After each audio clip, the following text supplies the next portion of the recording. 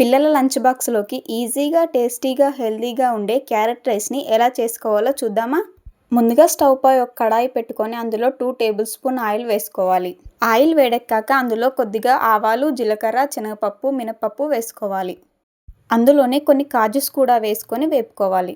ఇప్పుడు అందులోనే ముందుగా కట్ చేసి పెట్టుకున్న 3 పచ్చిమిర్చి, చిన్న సైజ్ ఆనియన్, అలాగే కొద్దిగా కరివేపాకు, కొద్దిగా అల్లం వెల్లుల్లి వేసుకొని వాటిని కలుపుకోవాలి. అవి కొద్దిగా వేగాక ముందుగా తురిమి పెట్టుకున్న క్యారెట్ తురుమును వేసుకొని ఒకసారి మిక్స్ చేసుకోవాలి.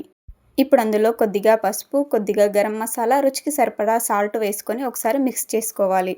అలా మిక్స్ చేసుకున్నాక మూత పెట్టి 5 మినిట్స్ మగ్గనివ్వాలి. అప్పుడే క్యారెట్ తురుము అనేది పచ్చివాసన పోతుంది, టేస్ట్ అనేది బాగుంటుంది. 5 మినిట్స్ తర్వాత మూత తీసి ఒకసారి మిక్స్ చేసుకోవాలి.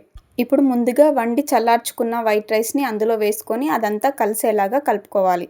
పూర్తిగా మిక్స్ అయిన తర్వాత అందులో కొద్దిగా కొత్తిమీర వేసి మూత పెట్టి 5 మినిట్స్ మగ్గనివ్వాలి.